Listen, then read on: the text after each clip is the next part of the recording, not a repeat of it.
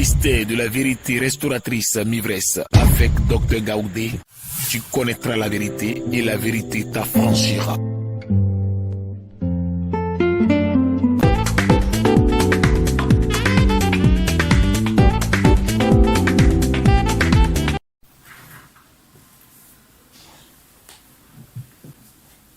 Seigneur Jésus, mon Dieu, mon roi, Père éternel, Dieu de toute grandeur, puissance, connaissance, c'est toi, Seigneur éternel. Tu as dit, mon peuple périt faute de connaissance. Viens enseigner tes nations. Viens enseigner tes enfants. Viens nous enseigner. Donne-nous ta parole. Source de vie, papa. Glorifie ton nom. Au nom de Jésus. Amen. Amen. C'est la suite de la parole de dimanche passé, qui est tirée du livre de Genèse 2. On va relire Genèse 2, verset 7. Et nous continuons. Genèse 2, verset 7, la parole de Dieu nous dit: L'Éternel Dieu forma l'homme de la poussière de la terre, il souffla dans ses narines un souffle de vie, et l'homme devint un être vivant.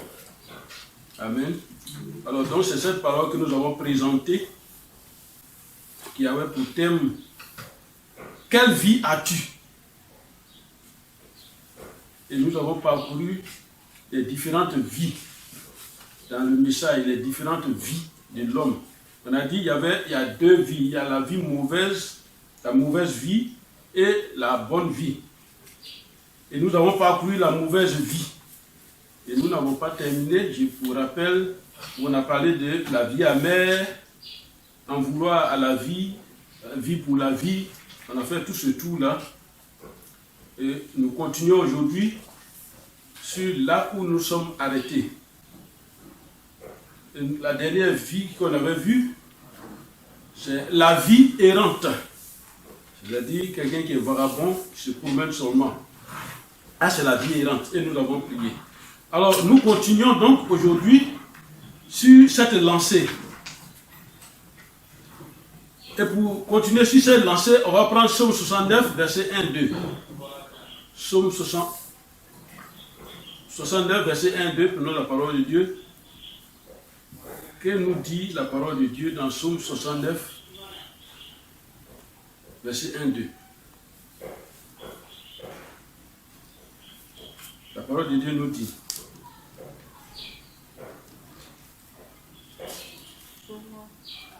69, verset 1-2.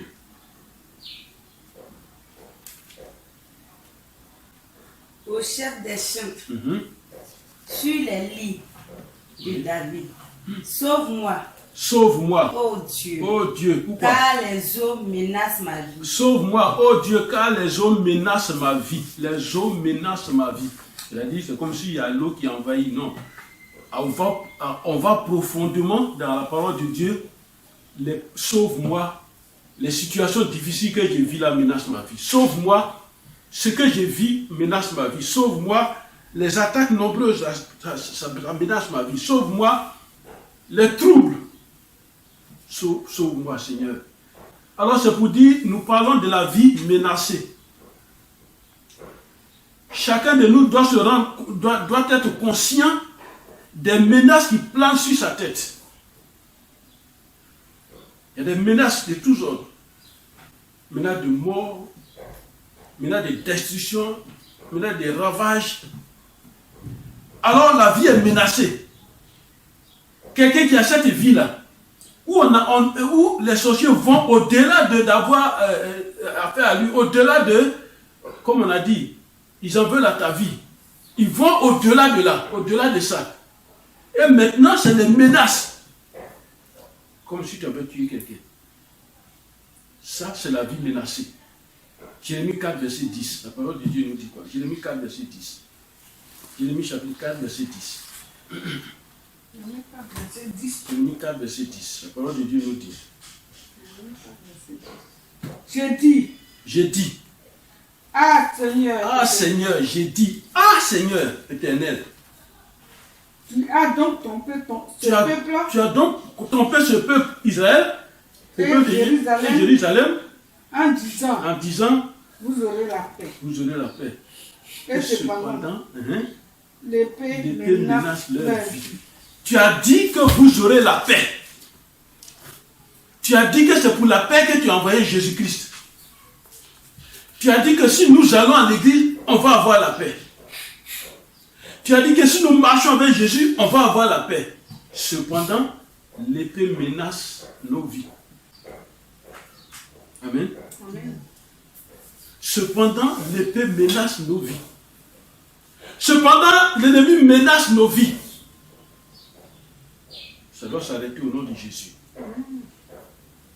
Il y a la vie effacée. Somme 69, verset 28-29. Pendant que je parle, si tu trouves, tu peux lire. La vie effacée. Somme 69, verset 28-29. Un effacement de vie signifie que tu es oublié. Tu es parmi les hommes, mais tu es oublié. On a effacé ta vie. On ne te voit plus. C'est vrai, physiquement on te voit, hein, ta forme, tout ça on voit. Mais se souvenir de toi, à cause d'une situation, même une fête ou quoi que ce soit, se souvenir de toi, c'est difficile pour toi. Parce que la vie, pour toi, ta vie est effacée. Il y a un effacement de vie. Plus de réalisation dans la vie, parce que c'est effacé. Et c'est à cela que le chrétien doit se réveiller. On dit, c'est pas normal. Ma vie ne doit pas être effacée. Et quand Jésus est venu, il a dit, Jésus a dit, il a effacé tout ce qui nous condamne. Tout ce qui te condamne à cette oubliette. Tout ce qui te condamne pour que les hommes t'oublient. Là où on cherche quelque chose, toi, tu ne dois pas avoir. Jésus est venu dire, il a effacé cette condamnation. Et elle n'est plus sur nous. Et la vie n'est plus effacée. Amen. 28-29. 69, 28, 29. La vie effacée. Ajoute des iniquités à leur iniquité. Et qui n'est point pas à ta miséricorde. Alors donc, c'est-à-dire la miséricorde de Dieu même ne te voit pas. La miséricorde, un instant. Attends, la miséricorde de Dieu même ne te voit pas. La miséricorde, c'est quoi?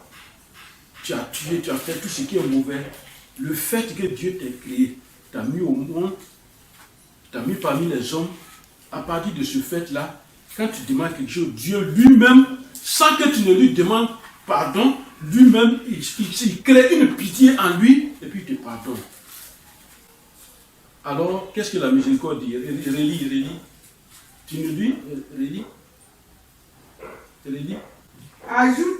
Ajoute des iniquités à leur iniquité. Voilà. C'est-à-dire, ce qui va faire que on va l'oublier, ce qui va faire que sa vie va être effacée, c'est quoi? Il y a quelque chose qui va mettre une séparation entre l'homme et Dieu, c'est le péché. Le comportement qu'on a, ça met une séparation. Alors, qu'est-ce qu'il va faire? Il dit, ajoute ce péché sur péché. Il faut le pousser à pécher, il faut le pousser à faire des choses jusqu'à Dieu me va l'oublier. Continue. Et qui ne point pas à ta miséricorde. Ça, c'est quelqu'un qui parle comme ça et contre toi. Il dit qu'il ne point pas à ta miséricorde, à ta pitié. Ce qui va lui arriver là, que toi, Dieu, tu n'as même pas pitié de lui. Qu'il soit effacé du livre de vie. Qu'il soit effacé du livre de vie. Le livre de vie se trouve avec Dieu. Mais il dit, il faut qu'il soit effacé du livre de vie. Alors quelqu'un qui est effacé... Qu'il ne soit point inscrit avec les justes. Un instant. Quelqu'un qui est effacé du livre de vie. Parce que tout ce que nous faisons est écrit dans le livre de Dieu. Le livre de vie. Quelqu'un qui est effacé, c'est fini pour lui. Amen. Amen. Amen. L'autre vie encore, c'est la vie gâtée. Donc ces choses, pour que ça te serve de prière, la vie gâtée. C'est-à-dire la vie qui est pourrie. La vie au point de ne plus servir même. Tu es inutile, la vie est gâtée. Bonne à rien. La vie, c'est une vie bonne à rien. Une vie totalement détruite. Et c'est pour ça que Jésus est venu. Et c'est pourquoi, avant l'arrivée de Jésus même, David a vu. Et David a prié pour ça. Psaume 23, verset 3. Psaume 23, verset 3. Psaume 23, verset 3. Soyez vigilants. Psaume 23, verset 23. On doit connaître ça. Psaume 23, verset 3. La parole de Dieu dit. Il restaure mon âme. Voilà. Et quand il parle, quand il dit il restaure, ça dit Dieu. Il restaure mon âme. Parce que quand on parle de la restauration, on parle de ce qui est gâté qu'on arrange. La maison qui est gâtée, qui veut tomber, on cherche des bois, on attrape, on refait les murs, on fait. Ça, c'est la restauration. Alors, une vie qui est gâtée a besoin d'être restaurée. Et celui qui peut restaurer la vie, il peut arranger une vie qui est gâtée. Qu'est-ce qu'on appelle une vie gâtée?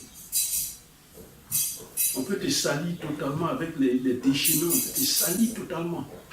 Et toi, tu crois que tu utilises les parfums les plus chers, tu es bien. Non. Dans le monde spirituel, ta vie est gâtée. Tu sens, tu ne peux pas avoir travail, tu ne peux pas avoir mari, tu ne peux pas avoir femme, tu ne peux pas avoir... Voilà, c'est fini. Et c'est pourquoi Jésus dit, il restaure mon âme. C'est Dieu qui restaure mon âme. Personne d'autre ne peut restaurer une âme qui est gâtée, détruite totalement. Parce que tout commence dans le monde spirituel, comme je vous dis toujours. Tout ce qui nous arrive commence d'abord dans le monde invisible. Qu'est-ce qui a été décidé que qu'est-ce qui a été décidé que ta vie soit? Et c'est ça qui est décidé qui va se manifester dans le physique qu'on voit. Amen. Alors il dit, il restaure mon âme. Et puis, non seulement il restaure mon âme, il va me suivre. Il me conduit dans les sentiers de la justice. C'est-à-dire, là où on ne va pas me faire du mal, et puis c'est cadeau, ça ne va pas quelque part. Non, non, non. Il va me conduire dans les sentiers de la justice. À cause de qui? À cause de son nom. À cause du nom de Jésus. Amen. Là, c'est la restauration. Une vie gâtée a besoin d'être restaurée. Et même tout ce que nous sommes en train de dire, ça a besoin d'être restauré. La vie de pauvreté a besoin d'être restaurée. Amen. Amen. Proverbe 28, verset 19 en parle. La vie de pauvreté, ça a besoin d'être restauré. Le psaume 72, verset 11 à 13, parle de ça. Ça a besoin d'être restauré. Pourquoi? Parce qu'il faut que tu arrives à un moment de savoir quelle est la source de la pauvreté. Comment la pauvreté entre. Comment la pauvreté fait. Alors, dès que tu découvres ces éléments de source, tu vas savoir que la restauration va commencer. Amen. Amen. Il y a ce qu'on appelle la vie livrée à la mortalité. La vie livrée à la mort. C'est-à-dire tu vis, mais toi, ta vie, ça a été déjà signé. C'est déjà signé, tu es livré à la mort et tu attends la date de mort. Il faut dire, je refuse au nom de Jésus. Je refuse au nom de Jésus. Alors dans Psaume 78, verset 50. Psaume 78, verset 50. Psaume 78, verset 50. Avant dedans. Verset 50. La parole de Dieu dit. Il donna l'époux à sa colère. Il donna l'époux à sa colère. Il ne sauva pas leur âme de la mort. Il ne sauva pas leur âme de la mort. Il livra leur vie à la mortalité. Il livra leur vie à la mortalité. Il faut dire, ma vie n'est pas livrée à la mortalité. Ma vie n'est pas livrée à la mortalité au nom de Jésus. Si tu as une vie livrée à la mortalité, ça veut dire que la mort prématurée, la mort jeune, tout ça vient vers toi. C'est déjà prêt. Tu es livré. On t'a donné déjà la mort. On t'a donné déjà la mort. Mais tu ne sais pas. Mais si tu ne connais pas ce genre de choses, tu ne peux pas le savoir. Amen. Une autre vie, la vie proche du séjour des morts. La vie proche du séjour des morts. C'est-à-dire, Psaume 88, verset 3, 4. Proche du séjour des morts. Amen. Parce que quand on meurt, il y a un séjour de mort. Alors, toi, ta vie est proche du séjour de mort. Il faut dire, je refuse. Je refuse. Au nom de Jésus. Au nom de Jésus. Amen. C'est-à-dire que la tombe est là. Et puis toi, tu n'es même plus loin de la tombe. C'est-à-dire que la mort est là. Et la date qu'on a planifiée, ce qu'on a donné, n'est même pas loin. Amen. Il faut dire, je déprogramme au nom de Jésus. Je déprogramme au nom de Je Jésus. déprogramme toutes les dates de mort au nom de Jésus. Je déprogramme toutes les dates de mort au nom de Jésus. Amen. Il y a des gens dans la vie, on les hait, on ne les aime pas. Quand on les voit, on est déjà fâché. Ce sont la vie haïe. On le voit, on est déjà fâché. Pourquoi? Qu'est-ce qu'il t'a fait? Mais on le voit, ou bien on la voit, on est déjà fâché. Amen. Amen. On est déjà fâché. C'est la vie haïe. Et cette vie-là va changer. Amen. C'est une mauvaise chose qu'on a mis sur quelqu'un. Et puis quand on te voit, ça énerve. Même si tu as cherché travail, ça énerve. Ta présence énerve. On ne reçoit pas aujourd'hui. côté, il est partout.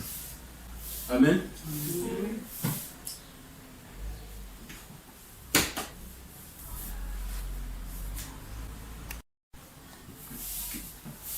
Amen. Il y a une autre vie qu'on appelle la vie livrée. On avait parlé tout de suite de livrer à la mortalité. C'est la même chose, la vie livrée, livrée à la mortalité. Voilà. On a livré déjà quelqu'un. Quelqu'un était déjà livré. Isaïe 53, verset 10. Tu es déjà livré. Dès qu'on a les signes, on doit déjà commencer le combat pour être libéré de ça au nom de Jésus. Amen. Une autre vie qu'on appelle la vie comme un butin. C'est-à-dire, toi, ta vie là, c'est comme une récompense. C'est-à-dire, dans le monde des ténèbres, la récompense, c'est ce qu'on gagne, c'est que celui qui ne t'aime pas là, ce qu'il a gagné, c'est ta vie, et c'est ça, il va s'amuser, il va faire combien, il va faire tout ce qu'il veut avec. La vie livrée au butin. Amen. La vie comme un butin. Amen. Jérémie 39, verset 18. La vie comme un butin. Il faut dire, ma vie n'est pas comme un butin. Ma vie n'est pas comme un butin. Au nom de Jésus. Au nom de Jésus. Amen. Parce que Dieu l'a dit dans la bouche des prophètes. Amen. Il dit, la capture du puissant lui sera enlevée. Le butin du tyran lui échappera. Le butin, quelque chose qu'on a pris sur toi, ta vie qu'on a pris sur toi va échapper au nom de Jésus. Amen. Il y a une autre vie qu'on appelle la vie anéantie. Lamentation 3, verset 53. La vie anéantie. C'est différent de la vie effacée. C'est totalement anéanti. Même physiquement, c'est anéanti. Quelqu'un dont la vie est anéantie, là, tu vas faire quoi? Amen. Il y a une autre vie qu'on appelle la vie sous alliance. C'est-à-dire, on a signé une alliance, on a signé un pacte. Une alliance dans la famille, une alliance dans le village. Et cette alliance, ça concerne ta vie. C'est lié à ta vie. Et ta vie en dépend. Or, la meilleure des alliances, c'est l'alliance qu'on a avec Jésus-Christ. Amen. Amen. Mais pour toi, ta vie est liée à cette alliance maléfique. L'alliance qu'on a signée avec l'eau. L'alliance qu'on a signée avec la montagne. L'alliance qu'on a signée avec le masque. L'alliance qu'on a signée avec. Et cette vie-là, ta vie-là est là, dans cette alliance. Et nous allons sortir de cette alliance au nom de Jésus. Amen. Pour retrouver l'alliance de Jésus-Christ. Amen. Amen. Il y a une autre vie. Lisons Matthieu 10, verset 39. Cherchons Matthieu 10, verset 39. Matthieu 10, verset 39. Et on va découvrir cette vie. Matthieu 10, verset 39. Celui qui conservera sa vie voilà. à la perdra. Voilà, Jésus explique ça. C'est cette vie qu'on va voir là. Il dit, celui qui conservera sa vie, la perdra. La perdra. C'est-à-dire quoi? On est sur la terre, c'est ton corps seulement qui t'intéresse. Ton âme ne t'intéresse pas. Tu ne nourris pas ton âme. Jésus dit, celui qui conserve sa vie, la perdra. Et puis continue, il dit, et celui qui perdra sa vie à cause de moi, la retrouvera. Amen. Alors, nous parlons de la vie perdue. Souvent, chrétiens, on dit, oh, il est perdu. La vie perdue. Où est ta vie? Qui a pris ta vie? Où se cache ta vie? Voilà des questions qu'on doit se poser. Où est ma vie? Et puis pour moi, rien ne va. Ma vie est perdue. Mais Jésus nous dit, celui qui perdra sa vie à cause de moi la retrouvera. Amen. Amen. Perdre la vie, ça veut dire tout ce qui est dans la vie d'un homme, depuis ta naissance jusqu'à ta mort, tout ce qui fait que tu vis bien, tu dois vivre bien là, c'est perdu. Mais Jésus dit, celui qui vient avec moi là, amen. Amen. Il dit, celui qui vient avec moi va retrouver cette vie qui est perdue. Amen. Amen. La vie retranchée. On a enlevé la vie. La vie retranchée. Acte 8, verset 32, 33. La vie retranchée. Il y a quelque chose qu'on appelle l'odeur de vie. Chacun de nous sur la terre a son odeur. Il y a des hommes, leur odeur c'est plus fort, c'est bon, on sent ça. L'odeur de son corps, hein, on sent ça. Mais chacun de nous a une odeur. Mais comme nos nez là ne sont pas comme ceux des chiens, on ne peut pas savoir la différence. Sinon les chiens connaissent les odeurs très bien. Amen. Amen. Amen. L'odeur de vie. 2 Corinthiens 2, verset 16. L'odeur de vie. Et c'est pourquoi Jésus est venu, il dit, lui, son parfum qu'il donne là, qu'il met sur lui, son parfum, lui, Jésus, mais pas parfum, mais comme il est né comme ça, avec ce parfum, c'est le parfum de vie. Amen. Amen. Voilà. Donc quand vous vous demandez, quand on prie tout, je demande, prions pour avoir l'odeur de vie et non l'odeur de mort. Alors quand l'esprit de mort vient sur toi et que tu es proche de la mort et que tu es livré à la mortalité, c'est la mort que tu sens. Amen. Tu sens la mort. Quelquefois même c'est comme formol, on sent ça même. Amen. Amen. L'odeur de vie. De la même manière qu'il y a la bonne odeur de Christ qui est sur nous quand on est en Christ, de cette même manière, on peut mettre l'odeur de caca sur quelqu'un. On peut mettre l'odeur de quelque chose qui va énerver sur quelqu'un. Odeur de piment même. Tout, on peut mettre sur quelqu'un. Et on t'a sali. Et cette odeur est sur toi. Ayez l'habitude d'effacer ces odeurs maléfiques sur vos corps au nom de Jésus. Amen. Amen. Amen. Colossiens 3, verset 3, la parole de Dieu dit, nous sommes morts et nos vies sont cachées en Christ. C'est-à-dire, avec Jésus, quand on vient à Jésus, c'est comme si on est mort. On est mort dans le monde. Le monde ne nous appartient plus, mais on vient maintenant en Christ. Et quand on vient en Christ, c'est comme ça, nos vies là sont cachées comme ça, dans la main de Jésus. Personne ne peut aller toucher là-bas. Et c'est cette prière-là qu'on fait toujours ici. Nos vies sont cachées en Christ. C'est-à-dire, on parle de la vie cachée. C'est-à-dire, on cache leur vie. Leur vie est cachée. Qui du diable et de Jésus a caché ta vie? Si Jésus cache ta vie, c'est une bonne chose. On ne peut pas te toucher. Mais si c'est le diable qui cache ta vie, oh là là, c'est grave. Amen. Où est cachée ta vie? La question que je dois me poser, où est cachée ma vie? Et puis là où les gens vont, en plus ça réussit, moi je vais là, ma vie, je ne réussis pas. Où est cachée ma vie? Tout ce que les gens font, ils sont contents. Moi, content là, je ne connais pas. Où est cachée ma vie? Voilà, c'est les manières de prier, je vous dis. C'est les manières de prier ça. Où est cachée ma vie? Où le diable a caché ma vie? Si c'est Jésus qui l'a caché, alléluia. Mais où on a caché dans ma vie? Dans mon village, où on a caché ma vie? Dans ma famille, où on a caché ma vie? Pour cacher la vie de quelqu'un, ce n'est pas difficile. C'est juste des incantations. Amen. Des paroles. Mais comme ces paroles qu'eux ils prononcent, toi aussi tu dois prononcer parole. Amen. Et c'est ce que Jésus a fait dans sa tentation. Parole contre parole. Dans le monde spirituel, c'est parole contre parole. Parole qui est forte, c'est cette parole-là qui gagne. Amen. Alors quand tu pries, demande où est cachée ma vie? Où est cachée ma vie? Et puis, ce qui est normal que Dieu même a prévu, on n'a même pas besoin de prier, mais pour moi là c'est caché. Où est cachée ma vie?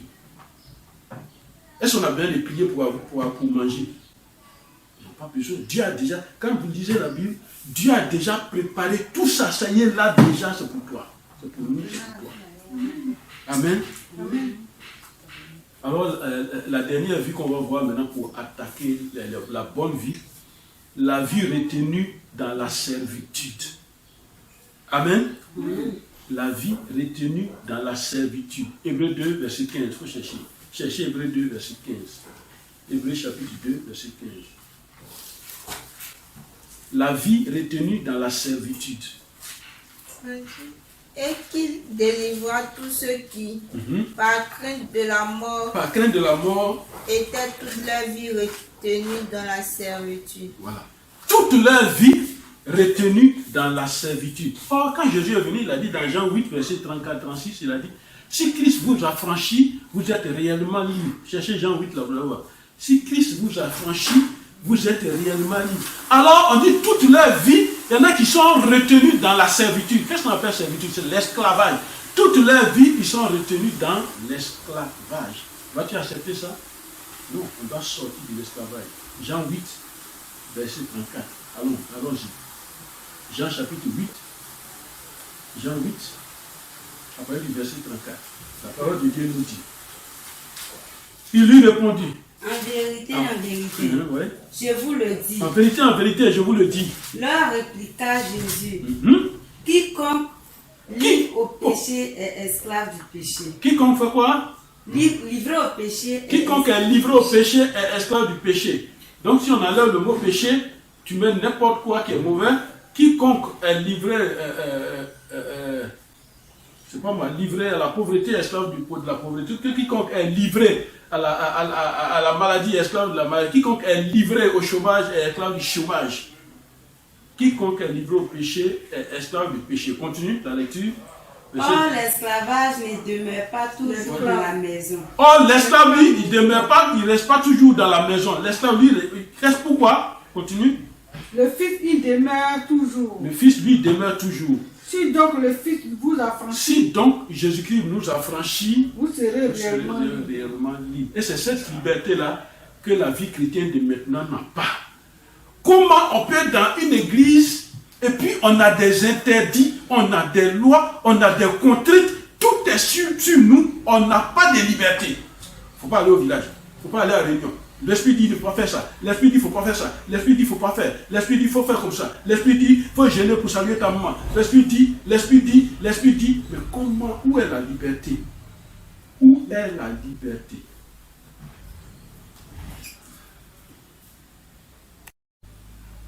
Amen. Amen. On va voir la bonne vie maintenant.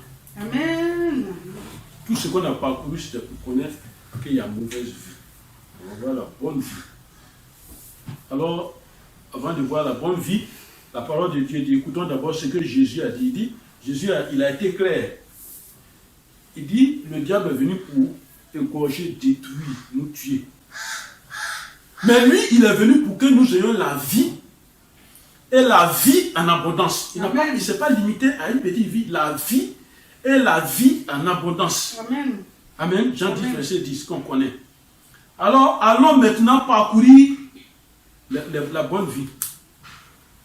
Amen. Amen. Et notre texte du jour, dans Genèse 2, regardez la suite. Genèse 2, c'était verset 7, mais regardez la suite, au verset 8. Quand Dieu a créé l'homme, il a mis le souffle de vie en lui, Dieu ne l'a pas laissé comme ça. Il dit, puis l'Éternel Dieu, il planta un jardin en Éden. C'est-à-dire, il a commencé à mettre toutes les dispositions en place pour l'homme. Il a planté un jardin en Éden, du côté de l'Orient, et il y mit l'homme qu'il avait formé. Donc, il a placé l'homme de sorte à avoir une bonne vie. Amen. Dieu nous a tous, il est prêt pour nos bonnes vies. Amen. Amen. Les situations que nous vivons sont des situations passagères. Amen. Amen. Et Dieu est prêt. Il a déjà disposé ton jardin d'Éden pour toi.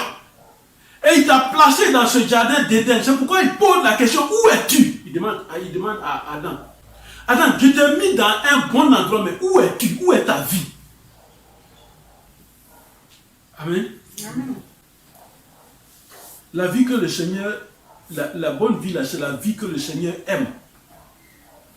Et c'est cette vie-là, quand il voit, lui-même fait un talakou de son enfant. Il fait les éloges de son enfant. Quelle est cette vie? Cette bonne vie. Premièrement, nous avons besoin d'être rachetés. Amen. On a besoin d'être rachetés. Jésus-Christ nous a rachetés à grand prix. Pourquoi? Parce que notre vie a du prix. Et c'est parce que nos vies ont du prix, nos vies là, ça coûte cher. Alors qu'est-ce que l'ennemi va faire? L'ennemi en a besoin pour se glorifier. Amen. Amen. C'est pourquoi la bonne vie que tu cherches, c'est la vie rachetée. La vie rachetée. Exode 21, verset 30. Somme 49, verset 7, 9. La vie rachetée. Il faut que ta vie soit rachetée. Amen. Amen. Voilà. C'est-à-dire, quand on dit racheter, on n'a pas dit acheter. Racheter, ça veut dire on t'avait déjà vendu. Et comme on t'a vendu, quelqu'un a acheté là-bas, maintenant il y a quelqu'un qui est plus fort, lui il va te racheter. Il va te prendre avec, il donne son argent et il te reprend. Mais Jésus n'a pas utilisé l'argent. Jésus a utilisé lui-même son corps qui est plus cher que notre corps pour te racheter, pour dire voilà moi mon corps, moi j'accepte d'aller à la croix de Golgotha. J'accepte qu'on me frappe, on n'a qu'à cracher sur moi, on fait de moi ce qu'on fait, on me blesse. Moi je prends mon corps et je rachète ta vie. Amen. Amen. Amen. Amen. Vous voyez, c'est une parole très forte devant un sorcier qui a pris la vie de quelqu'un. Il suffit de lui dire, Jésus a dit, voici mon corps, prenez-le, mangez. Quand on lit là, on croit que c'est... Non, non. C'est une manière de te dire, mon corps là. Une manière de nous dire, sur la terre, mon corps là, il rembourse la dette de sorcellerie. Mon sang là rembourse déjà la dette. Amen. Amen. La vie conservée. La vie conservée. Deutéronome 6, verset 24. 1 Roi 18, verset 15. La vie conservée. Tu as une vie. Et ta vie là n'est pas comme les mauvaises vies. Il y a des gens, quand on les voit, vraiment, vous avez le même âge, hein? Toi tu es vieux, mais lui il semble encore jeune, bien, sa vie est bien, il n'a pas changé, voilà. Mais il prend de l'âge, il s'est conservé, il est en paix, voilà. La vie sauvée. Et c'est pour ça que Jésus est venu sauver nos vies. Deutéronome 19, verset 4, la vie sauvée.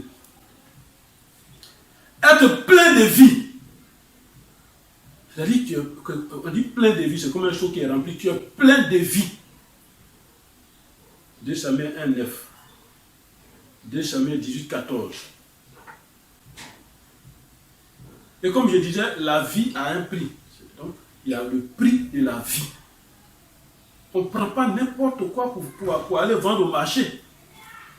On prend quelque chose qui a de la valeur pour aller vendre au marché. Amen. Amen. Et de cette même manière, c'est l'homme qui a de la valeur qu'on envoie dans le marché satanique la nuit pour dire, je vous le voilà, je vous le livre. Ta vie a du prix. Et c'est le prix de ta vie qui intéresse les gens. Pourquoi? Parce qu'il y a une étoile sur toi qui est quelque chose. Amen. Amen. Pourquoi? Parce qu'il y a un honneur sur toi. Amen. Pourquoi? Parce qu'il y a une gloire sur toi. Amen. Amen. Amen. La vie précieuse, la vie est précieuse. Alors ne nous amusons pas avec la vie, elle est précieuse. S'amuser, ça veut dire quoi? Livrer sa vie à n'importe qui, n'importe comment. Amen. Amen. C'est ce qu'on appelle la vie épargnée. C'est-à-dire, tu peux être parmi des gens, vous remplissez un camion, vous allez, on fait un accident, tout le monde meurt, toi tu es là, ta vie est épargnée. Amen. Amen. Voilà. Et c'est Dieu qui fait ça, Job 2, verset 6. Ta vie est épargnée. Amen. Amen.